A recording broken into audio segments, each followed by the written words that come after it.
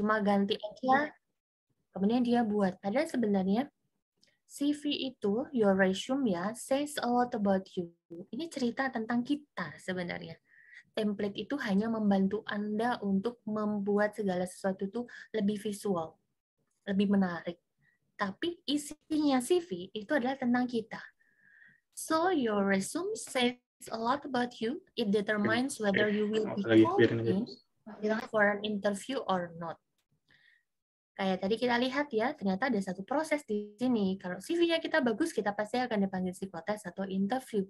Dan ini diperjelas bahwa CV ini say a lot about you. Ini yang nentuin nih, kamu bakal dipanggil untuk interview apapun enggak. Nah, sekarang kita nanya nih, sebenarnya CV itu apa? CV itu isinya tentang apa sih? CV itu isinya tentang gambaran besar, sejarah dari profesionalnya kita, pengalamannya kita, ataupun background pendidikannya kita. CV seringkali disebut namanya resume, kurikulum vitae, CV, resume. Isinya apa? Isinya adalah personal detailnya kalian. Kalian tuh mau menampilkan diri kalian itu bagaimana di sana. Dan jangan lupa, CV itu adalah marketing dokumen. Yang dimarketingin siapa? Diri kita sendiri. Sehingga CV-nya kita tuh harus menjual. Yang dijual apa? Skill-nya kita, kemampuannya kita, kualifikasinya kita, ataupun juga pengalaman kerjanya kita. So, cukup clear ya di sini ya, CV itu menceritakan riwayat pendidikan kita dan riwayat pengalaman kerja kita secara profesional. CV adalah marketing dokumen, karena Anda yang dijual. Yang dijual apanya? Skill-nya Anda, kemampuan Anda, kualifikasi Anda, dan pengalaman kerjanya Anda. Nah, di zaman yang saat ini karena berubah ya, tadi kan saya udah cerita di awal tuh kita punya tulis tangan, CV-nya ditulis tangan di folio bergaris, kemudian ada yang jual CV tapi bentuknya template kertas warna biru ya kalau kalian bisa lihat ya, atau nanti cari habis dari sini ya. Kemudian berubah lagi, ngetik pakai mesin tik waktu itu. Habis mesin tik pindah pakai komputer. Komputer sekarang masuk pakai satu template online. Nah, tahu nggak sih, ternyata di zaman yang semakin berubah, yang penuh dengan teknologi ini, seringkali karena CV yang masuk terlalu banyak perusahaan yang menggunakan ATS, yaitu Applicant Tracking System, ATS. Nah, 75% CV pelamar kerja itu biasanya nggak dilihat sama recruiter. Kenapa nih? Apa yang salah sama CV-nya? Nanti kita akan bahas gimana caranya buat CV yang menarik ya. Ternyata applicant tracking system ini dia punya satu rumus. Dia bisa baca CV-nya seperti apa. Jadi teman-teman, kalau misalnya kalian ngerasa dengan pakai template yang menarik, yang terlalu bling-bling dengan bahasa yang keren itu kayaknya akan membuat Anda memiliki kesempatan lebih banyak untuk diterima kerja, ternyata itu nggak berlaku kalau misalnya perusahaan tersebut menggunakan software ATS. Kenapa? Kenapa sih akhirnya perusahaan banyak pada pakai software ya? Kebayang nggak sih? Satu perusahaan kalau buka satu lowongan pekerjaan aja, dia mungkin bisa dapat ratusan CV. Misalnya saya lagi mau nyari tenaga admin, mungkin saya akan bisa dapat 500 CV. Kalau saya buka 5 lowongan pekerjaan, berarti saya mendapatkan 2.500 CV. Itu kan pusing ya, bacain CV satu-satu ya. Apalagi kalau kalian menggunakan template yang sama. Atau mungkin tulisannya kepanjangan. Satu CV misalnya bisa 13 halaman, 29 halaman. Nah, ini akhirnya nggak dibaca sama recruiter. Sebenarnya, si applicant tracking system ini tugasnya ngapain sih?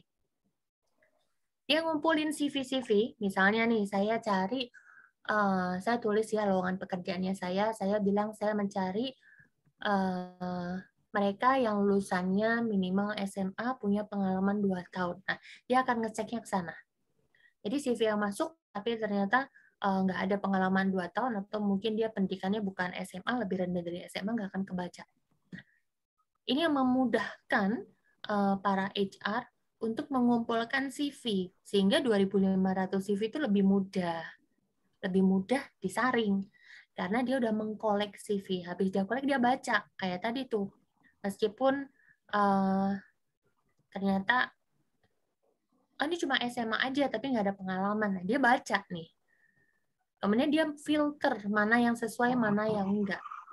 Nah, kemudian habis dia baca, dia filter, dia ngasih tahu ke kita, nyediain, oh dari 2.500 ternyata yang lolos dari screening sesuai dengan kriteria lowongan yang kita masukin 100. Ya udah, kita cuma dapat 100. Nah, HR cuma baca 100 aja. Kayak so simple ya di zaman saat ini. Tapi ternyata belum semua perusahaan itu menggunakan ATS. Jadi Anda masih punya kesempatan karena rata-rata ini adalah perusahaan-perusahaan besar yang dari luar, meskipun di Indonesia juga ada, masih belum terlalu banyak. Sehingga Anda masih memiliki kesempatan untuk memukau, menarik HR dengan CV Anda. Sampai sini, teman-teman masih adakah di sini? Kayaknya masih ada ya, masih mengikuti. Next, kita akan cek lagi. Nah, nggak berlama-lama. Sekarang kita mau bahas CV. Kalau tadi kan judulnya adalah gimana sih caranya membuat CV Anda menawan sehingga Anda bisa dapat panggilan kerja secepatnya. Apa yang membuat CV itu bagus? Sebenarnya nggak ada kata-kata benar, cara yang benar dalam membuat CV. Ingat di awal saya sudah mention bahwa your CV tells a lot about you. Itu tentang kamu, itu bukan tentang orang lain. Jadi, how you present yourself, ya itu yang kamu tuangkan di CV. Nah, tapi ada batasan, ada caranya. Gimana sih caranya saya bisa membuat CV saya yang baik, gitu kan? Yang pertama, targeted on specific job. Saya kadang akan switch ya, saya as a consultant, saya as an HR, dan saya di sini yang sharing materi. Targeted on specific job tuh kayak gini. Saya yakin teman-teman tuh banyak join di apa ya, job seeker di beberapa aplikasi. Salah satunya mungkin di Jobs to Go. Salah duanya mungkin di Jobstreet dan lain-lain. Boleh mention nama mereka ya. Aplikasi ini membantu untuk mempermudah ya. Kalau aku bilang tuh kayak you just one click away gitu kan.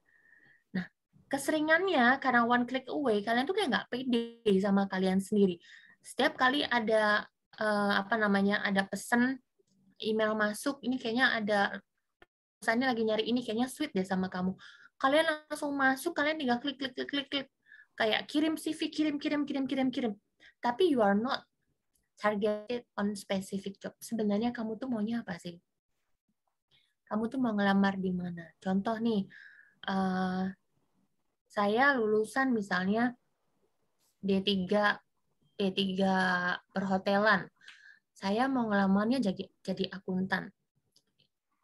Ya udah, kalau memang mau jadi akuntan, kamu punya apa yang bisa dijual? Nah, atau kadang-kadang saat kalian ngirim CV, nggak tahu mau ngelamar apa, jadi cuma asal ngirim aja.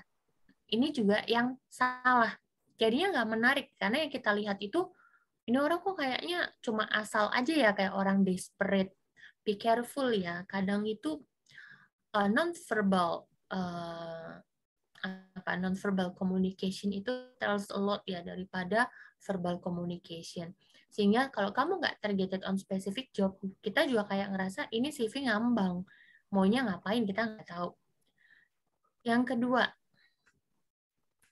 informatif, tapi concise. Maksudnya informatif itu memberikan informasi, CV-mu tuh informatif, memberikan informasi untuk kami pelajari.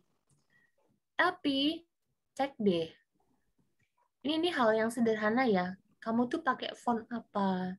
Kalau fontnya susah dibaca, kalau fontnya ribet banget gitu kan ya, kamu informatif, tapi informasi yang kamu sampaikan tidak didukung dengan kemudahan kami membaca CV-mu. Sehingga males dibaca. Ingat 75% rekruter itu males baca CV. Sehingga be careful ya. Karena kalau pertama kali orang lihat dari jauh itu kan CV-nya kamu template-nya, oh bagus apa enggak, oh warnanya itu matching apa enggak. Tapi saat itu CV-nya udah maju ke depan, orang tuh mungkin akan mencermati dari font yang kamu pakai. Jadi kalau misalnya fontnya jelek, you give bad impression. Jadi harus pakai yang gimana? Pakai aja yang simple. Pakai font-font yang umum. Meskipun Anda mau jadi otentik, tapi balik lagi, targeted on specific job. Kamu ngelamarnya di mana? Kalau kamu ngelamarnya di desain, dibutuhkan orang yang kreatif, ya go ahead with it gitu loh. Tapi kalau kamu ngelamarnya sebagai admin ataupun sebagai akunting, itu kayaknya menurutku too much gitu kan. Jadi ingat ya, use simple.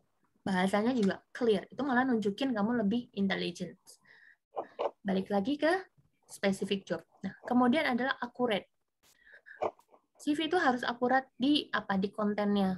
Mau tentang apa sih sebenarnya kontennya ini? Perhatiin deh grammar sama spelling. Nah, aku tuh sering banget ditanya ya, kalau membuat CV yang menarik itu harus bahasa Indonesia atau bahasa Inggris. Sebenarnya nggak ada, mau pakai bahasa apa aja nggak apa-apa. Karena Anda juga tetap harus memperhatikan penggunaan bahasanya, tata bahasanya, tata letak bahasanya, SPOK-nya. Kalau di bahasa Inggris mungkin dari sisi grammar sama spellingnya jangan sampai salah. Karena aku pernah punya pengalaman nih. Waktu itu aku lagi rekrut untuk general manager di salah satu kota di Jawa Timur. Kebetulan company ini adalah klien dia PMA. Yang ngelamar dia pakai CV-nya semuanya bahasa Inggris gitu kan. Kesannya wow banget gitu kan, matching nih karena PMA, terus orang ini pakai CV bahasa Inggris. Tapi dalam proses kita interview, waktu itu by Zoom saat kita ngajak bahasa Indonesia ya, tapi nanya nih, kalau skala 1 sampai 9 kemampuan bahasa Inggris Anda tuh di skala berapa? Jawabannya adalah 4. Aduh, aku jadi bingung. Terus pertanyaan adalah, Bapak, itu CV-nya kemarin pakai bahasa Inggris ya? Tahu nggak yang ditulis itu apa? Boleh nggak dijelasin ke kita menggunakan bahasa Indonesia? Dan dia kelabakan dan dia cuma bilang apa? Iya, soalnya itu saya ambil punya teman saya. Ini yang teman-teman harus hati-hati. Akurat itu kan tepat ya dalam konten. Jadi be honest with your CV. Karena your CV tells a lot about you. Jangan sampai orang juga memikir kamu kayak over effort gitu kan. Padahal itu nggak telling a lot about you. Nah, hati-hati kayak gini. Karena kamu akan buang waktu dan perusahaan juga akan buang waktu. Kemudian yang keempat adalah one page concept. Maksudnya apa nih one page concept? Usahakan saat Anda menulis CV, itu semua ada di dalam satu halaman. Saya sempat pernah ya terima CV itu 29 halaman. Dan kayak yang itu siapa yang mau baca? Ingat, Anda itu mau jual diri Anda.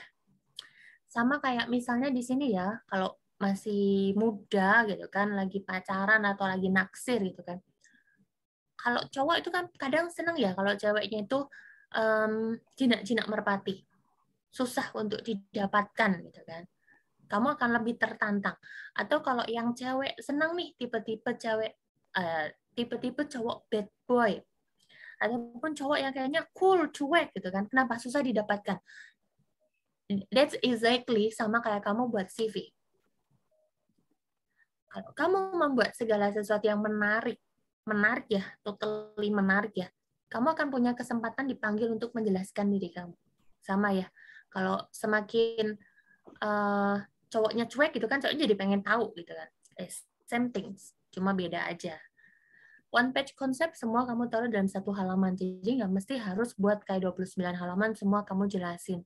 Enggak, karena penjelasan itu dibutuhkan saat kamu dipanggil untuk interview.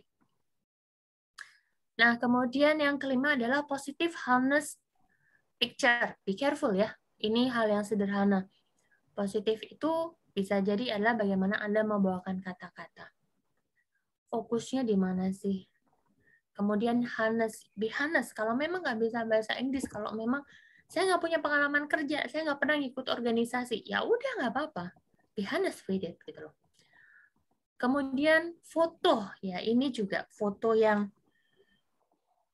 kami tuh memang mencari orang yang menarik sih, tapi nggak mesti kamu harus over filter di sana, gitu kan. Atau nggak usah juga kayak pas foto yang hitam putih ataupun yang backgroundnya biru gitu kan. Kayak lagi mau apa ya, pas foto visa gitu kan. So, menarik itu bukan berarti formal. Bisa juga kok informal tapi sopan. Tapi jangan terlalu lebay. Nah, teman-teman, ini yang sebenarnya yang perlu Anda perhatikan saat Anda membuat good CV. Yang pertama, Anda harus target on specific job. Tahu dulu mau ngelamar di mana. Kalau ngelamar di accounting, Anda silakan untuk menyesuaikan fontnya Anda itu sesuai dengan jabatan yang Anda lamar. Kalau desain, silakan Anda explore di sana. Kemudian Anda harus accurate di konten. Mau pakai bahasa Indonesia atau bahasa Inggris. Kalau bahasa Indonesia, pastikan SPOK-nya benar. Kalau bahasa Inggris, grammar sama spellingnya harus benar. Kemudian CV itu one page concept. Segala sesuatu itu put it in one concept ataupun one page. Dan yang terakhir adalah Anda harus positif, Anda juga harus jujur dengan CV Anda, dengan pengalaman kerja Anda, dan Anda memberikan foto yang menarik, meskipun informal tapi sopan. Ada yang mau ditanyakan kah? Sampai sejauh ini, silakan.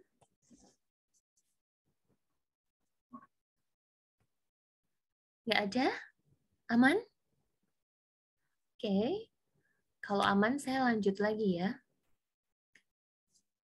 Kalau tadi itu adalah batasan apa yang perlu Anda perhatikan dalam membuat CV. Nah, sekarang informasi apa yang harus ada di CV?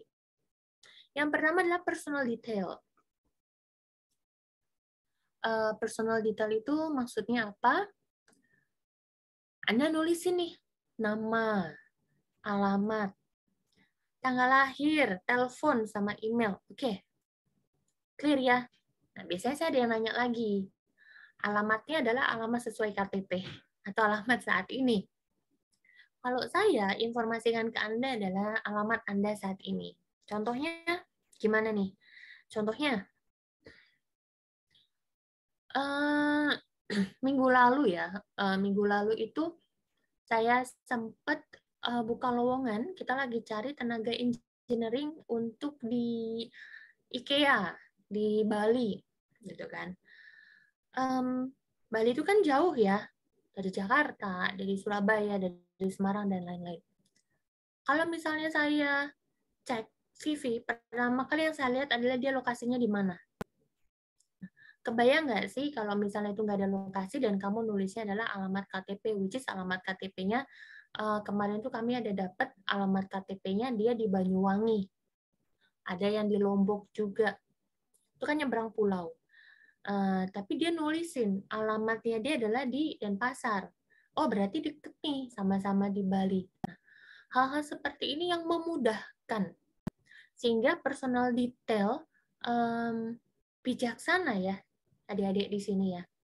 Anda boleh kok nulisin double. Boleh nggak nulisin alamat KTP sama alamat alamat tinggal saat ini? Boleh aja, sah-sah aja.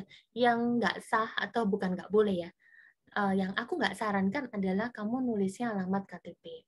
Lebih baik nulisnya adalah alamat kamu tinggal saat ini, karena itu cukup membantu. Telepon number.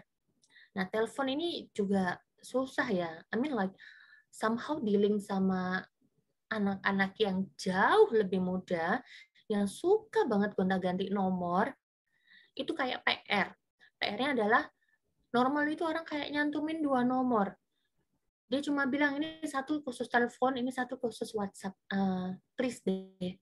Kalau kalian mau melamar kerja, kalau kalian ngasih CV, means kalian butuh kerja. Jadi jangan nambah kerjaan untuk kami di HR.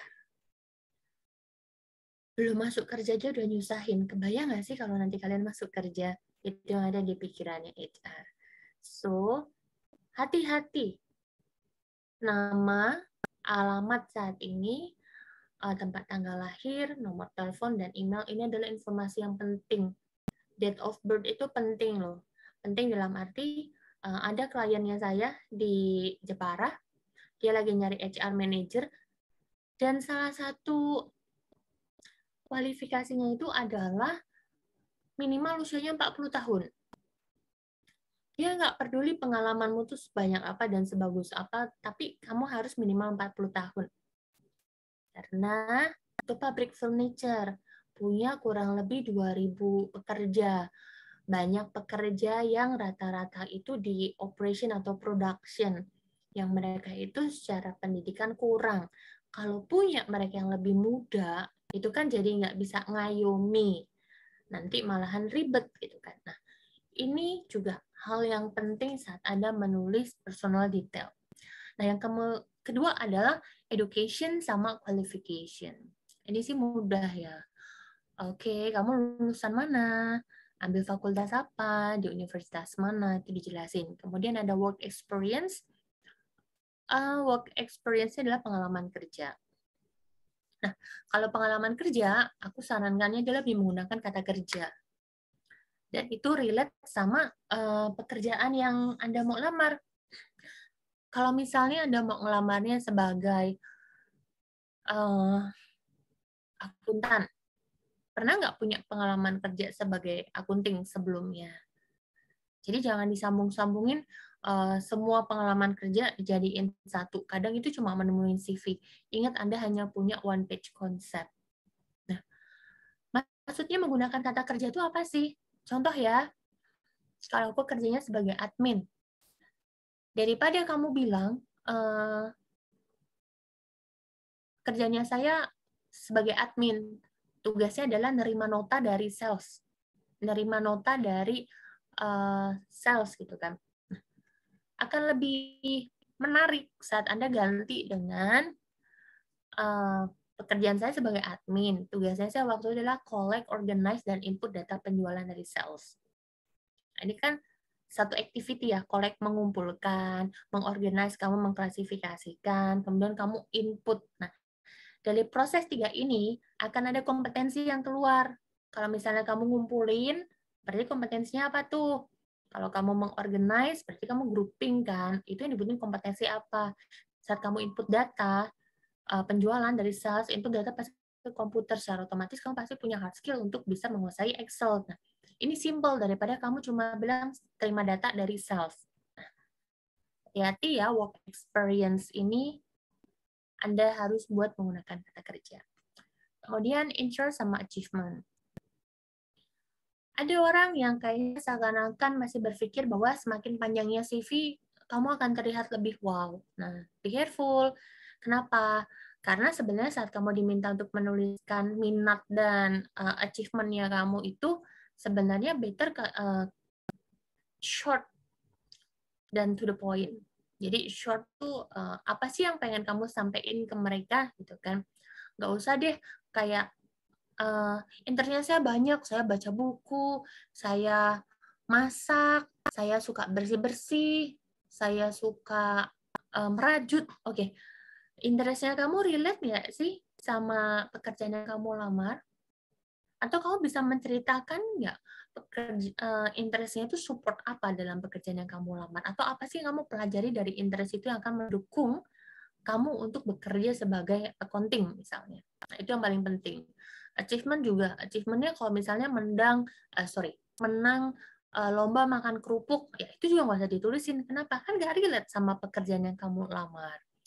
So, better kalau kamu punya achievement ini yang akan mensupport pekerjaan yang kamu lamar apa, interestmu juga apa. Karena itu akan lebih menaikkan apa ya, value-nya kamu, menaikkan value CV-nya kamu. Nah, kemudian kita bahas lagi tentang skill. Skill ini perlu nggak sih diungkapin? Perlu banget. Ingat teman-teman, skill itu ada dua. Skill itu ada yang soft skill, ada hard skill. Soft skill itu apa? Nah, soft skill ini tentang komunikasi. Contoh ya, tadi bisa aku kasih contoh tentang work experience. Kalau kamu kerja sebagai admin, kamu bilang kamu collect, organize, kemudian input gitu kan. Collect, organize, input. Collect, mengumpulkan. Kalau kamu ngumpulin, kamu pasti minta dari orang. Kalau kamu minta dari orang, pasti menggunakan bahasa verbal. Bahasa verbal bisa kita masukin itu sebagai komunikasi. Nah, that's a skill, communication skill. Gitu kan. Kemudian apalagi? Organize. Organize, ngumpulin. Oke, orang yang ngumpulin itu berarti orang yang apa sih? Bisa jadi ya orang yang harus detail, kemudian orang yang bisa memilah-milah. Nah, orang kalau memilah-milah itu termasuk kompetensi nggak? Kompetensinya soft skill atau hard skill? Oh, soft skill, yaitu dia grouping, berarti dia bisa memiliki analytical thinking, dia ngerti grup ini masukinnya kemana, nota ini masukinnya kemana. Nah, kemudian yang terakhir, input. Input nota penjualan sales, input pasti ke komputer. Oke, kalau dia nginput data berarti dia menguasai komputer kan? Nah, itu adalah hard skill. Nah, simple ya. Skill itu akan ada hard skill sama soft skill. Hard skill itu yang kamu pelajari, pasti kamu bisa pelajari. Soft skill itu meskipun kamu bisa pelajari, tapi itu kita nggak bisa lihat secara langsung karena itu relate sama perilakunya kamu. Kayak misalnya komunikasi, communication skill, teamwork, kemudian emotional intelligence, dan lain-lain. Oke. Kemudian referensi. Ini juga penting ditulisin. Referensi ini secara akademis, misalnya dosen pembimbing. Kemudian kalau udah bekerja, biasanya dia tulisin atasannya. Ngasih referensi, nggak usah kebanyakan. Kasih aja 2 referensi. Yang menurut Anda, ini membantu Anda dalam, ataupun bisa dijual. Biasanya itu adalah cari orang yang benar-benar namanya bisa dijual. Oke, kita akan lanjut lagi. Kalau tadi yang pertama kita belajar batasannya apa, secara garis besar menulis CV itu harus membutuhkan apa. Kemudian kalau nulis CV, apa yang harus dimasukkan dalam CV. Nah, kemudian juga ada hal yang nggak perlu Anda masukkan ke CV. Tadi aku udah sampaikan ya, tentang unrelated interest, boring word. Boring word tuh kayak gini. Sorry ya, saya adalah pekerja keras, saya itu mau belajar, saya itu akan memberikan yang terbaik buat perusahaan, buat kami di HR itu tuh, aduh, klise banget ya sih bahas itu. Indian kan you're looking for output ya, income dong. Jadi be honest aja gitu kan. Jangan menggunakan boring word, kita males gitu kan. Just be honest. Kemudian objektifnya nggak jelas. Kemudian bohong gitu kan. Nggak tahu nih dia mau ngapain gitu kan. Nah, ini sebenarnya adalah kurang lebih tipsnya untuk membuat CV yang menarik. Nah, tapi ingat, ternyata salah buat CV itu mesti harus kamu ngasih langsung. Kadang ada CV yang memang kamu harus email. Nah, apa yang terjadi dengan CV yang di email? Dan gimana caranya saat kita mengirim lowongan pekerjaan via email? CV Anda Anda kirim via email. Yang pertama adalah Anda harus punya tuh covering letter-nya. Jadi ada surat yang Anda tulisin, selamat siang, baca lowongan dari mana, dan lain-lain. Kemudian CV itu dikirim sebagai attachment. Ini borderline, underline, sama bold ya. Your CV is then sent as an attachment. Kenapa sih harus dibawahi, garis bawahi banget gitu kan, harus di bold? Karena saya itu masih sering dapat CV yang ngasih ke aku tuh cuma link, bukan attachment, link drive, sehingga aku harus masuk klik ke drive-nya dia untuk download. I mean like somehow itu yang butuh pekerjaan itu siapa ya? Jadi, teman-teman, meskipun CV itu penting, your attitude is more important. Jadi, jangan nyusahin. Kalau misalnya aku terima CV yang kayaknya ribet banget, aku nggak akan proses. Jadi, ini beberapa alasan kenapa 75 CV Anda enggak dibaca. Yang pertama, kamu buat ribet HC, Human Capital ataupun HR. Yang kedua, kamu nggak pernah nulis kamu tuh mau ngelamar buat apa. Jadi, cuma ngirim CV aja, nggak ada covering letternya. Cuma alamat email aja, nggak ada kata pembukaan. Kebayang nggak sih kalau masuk rumah tiba-tiba kamu nyelonong, kamu nggak ketok dulu, kamu nggak permisi dulu. Nah, itu yang kita bilang adalah etika kerja. Your CV tells a lot about you. Your email tells a lot about you. Kami akan langsung mengasosiasikan gini, orang ini nggak detail, nggak pernah put kode pekerjaan yang dia lamar. Dia nggak ada covering letter, tiba-tiba cuma ngirimin link CV-nya dia di Drive. Yang itu harus membuat kita ngeklik go to their Drive, kita harus klik lagi, kita harus download lagi. Iya kalau menarik gitu. Tapi ini kan jadinya ribet, jadinya lama. Kayak kamu tuh maunya gampang-gampangnya aja. There's nothing easy in this world gitu kan. Kalau kamu mau mendapatkan hal yang baik ya you need to put a good effort di sana. So be careful. Kemudian CV itu formatnya harus PDF. Jangan kirimin CV itu bentuknya di Word. Kenapa? Itu nggak menarik. Kadang kata-katanya bisa geser, spasinya bisa berubah, kolomnya juga bisa ganti. Jadi ini sebenarnya hal teknis ya. Hal teknis yang tapi entah kenapa aku tuh masih aja sering dapetin saat ini. Oke. Kalau ditanya, kenapa sih covering letter itu penting? Kenapa harus pakai send by attachment? Kenapa harus PDF? Nah, kenapa kita butuh covering letter? Kita ngasih tahu di sana, kita ceritain di sana, saya baca lowongan ini dari mana? Kenapa sih company ini menarik buat saya? Kemudian relate your skill to the kompetensi yang dibutuhkan di pekerjaan itu. Tadi Anda menceritakan, oh saya mungkin dari, misalnya saya mau dilamar akunting, tapi saya dari ini nih, dari S1 perawat gitu kan.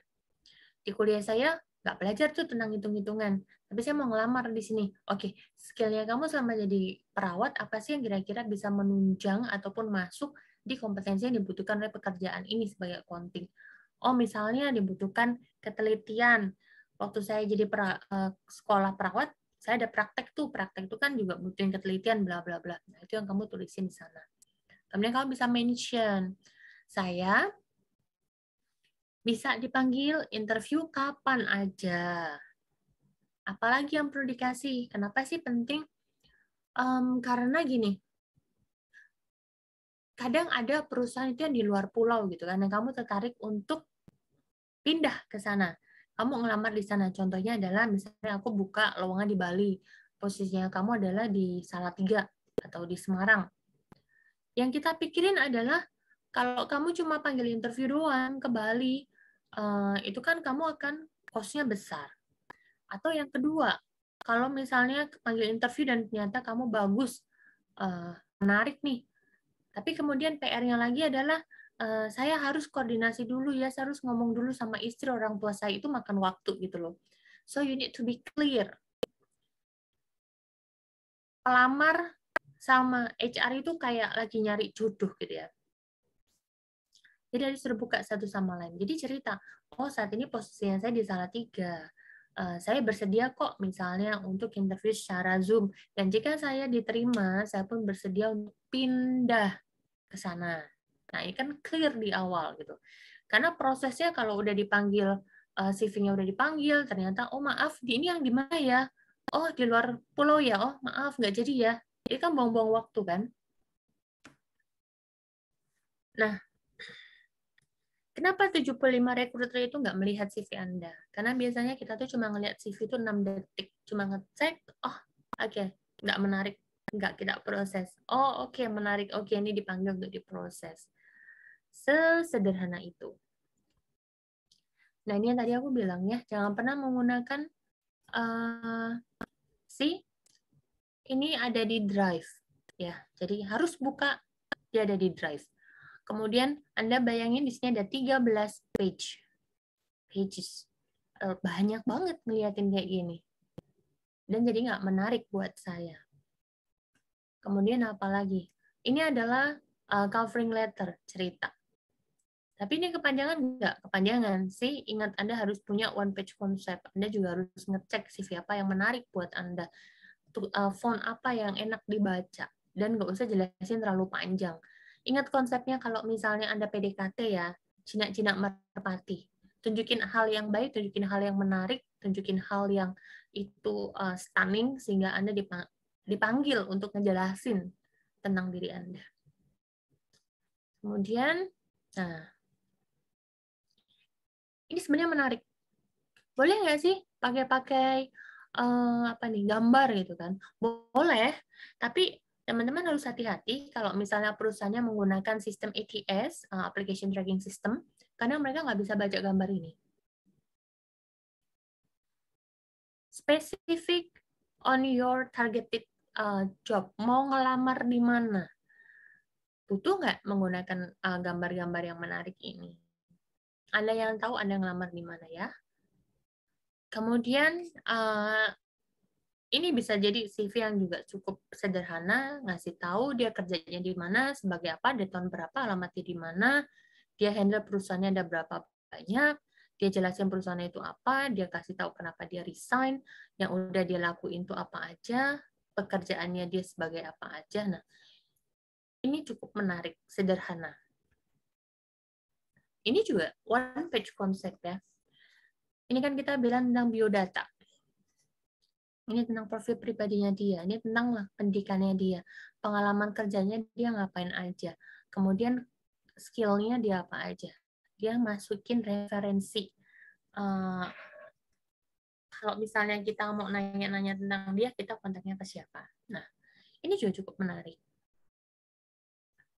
Kemudian, apa yang perlu diperhatiin nih? Perhatiin font. Font itu jangan pakai font yang aneh-aneh. Nah, ini adalah font yang umumnya dipakai ya, Arial, Gourgia, Helvetica, kemudian heading tuh kalau misalnya pakai ATS ya, hati-hati experience, tulis aja experience, nggak usah pakai keren-keren, what I've done dan lain-lain. Karena kadang bahasa yang keren orang juga masih belum relate gitu.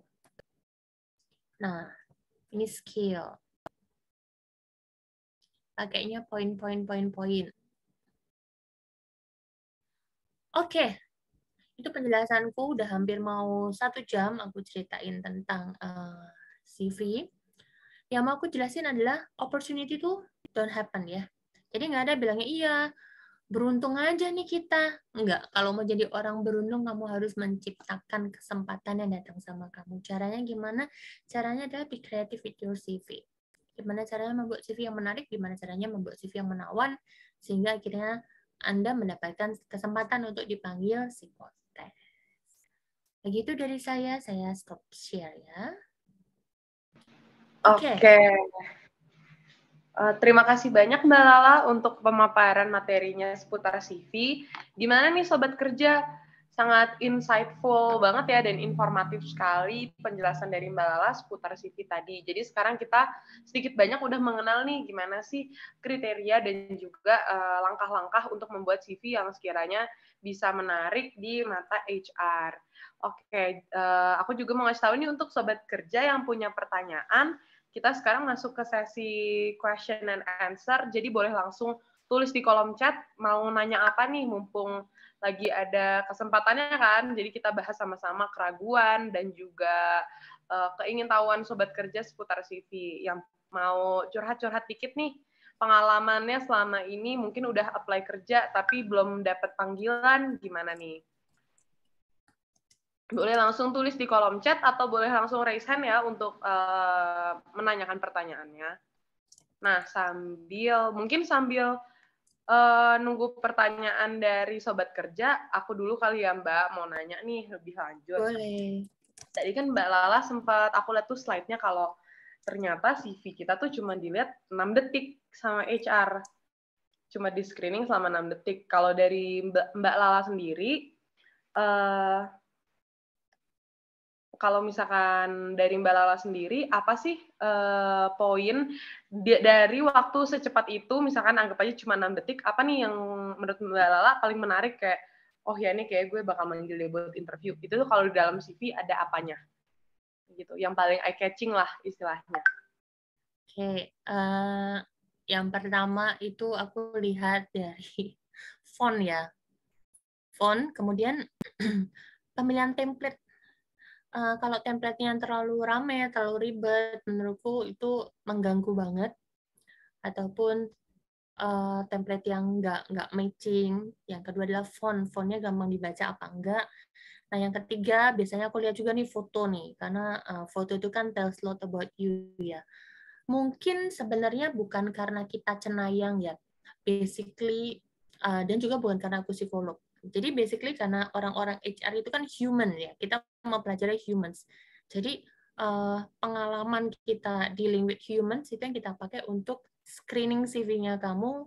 Kenapa kita bilang 6 detik ya? Kita cuma lihat aja, eye-catching nggak sih? Kemudian yang kedua, apakah memang selain eye-catching, font-nya juga mudah dibaca? Karena kalau nggak mudah dibaca, berarti aduh ini orang ribet banget gitu kan. Terus yang ketiga, dia clear nggak sama apa yang mau disampaikan. Foto juga ngefek, alay apa enggak sih orangnya. Itu dari aku ya, Dek. Oh, oke. Jadi emang font tuh ternyata berpengaruh ya, Mbak, untuk penilaian menarik enggaknya CV. Selanjutnya, oh ya terima kasih Mbak untuk jawabannya. Selanjutnya kita lanjut ke pertanyaan berikutnya. Ini ada dari Sobat Kerja bertanya, Mbak, apakah skill yang sudah dijalankan bertahun-tahun lalu masih relevan untuk ditampilkan di CV saat ini? Misalnya kursus bahasa Inggris LIA di tahun 2010 untuk CV di tahun 2021. Oke. Kalau boleh saranin ya, mungkin nggak usah dimasukin dalam kursus, tapi itu bisa kita masukin di dalam keterampilan ataupun skill Anda bahasa Inggris. Karena itu lebih menjual kan. Kalau misalnya Anda ngikutin kursus yang banyak, tapi itu nggak menghasilkan apapun dan nggak membuat satu keterampilan baru, kan sebenarnya itu juga percuma.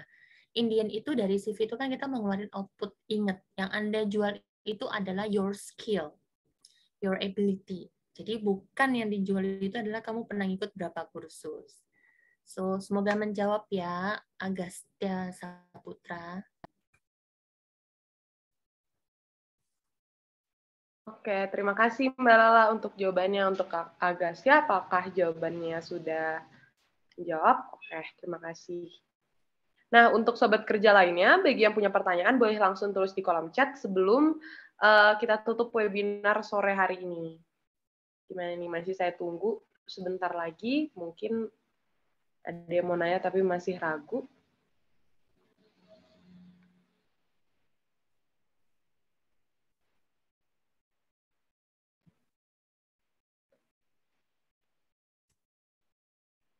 Oke. Sepertinya belum ada pertanyaan lagi, Mbak Lala, masuk di kolom chat. Kalau gitu semoga informasi yang disampaikan memberikan satu pemahaman baru untuk teman-teman dalam membuat CV yang menarik. Oke, iya. Terima kasih banyak Mbak Lala untuk waktunya. Terima kasih juga untuk Sobat Kerja yang mau meluangkan waktu menghadiri webinar pada sore hari ini. Semoga apa yang disampaikan Mbak Lala pada sore hari ini bisa berguna untuk kita semua ke depannya ya. Kita jadi bisa memiliki CV yang lebih baik lagi. Terima kasih Mbak Lala untuk waktunya dan kesediaannya. Oke, terima kasih Sobat Kerja. Webinar pada sore hari ini saya akhiri terlebih dahulu. Terima kasih dan sampai jumpa di lain kesempatan. Terima kasih.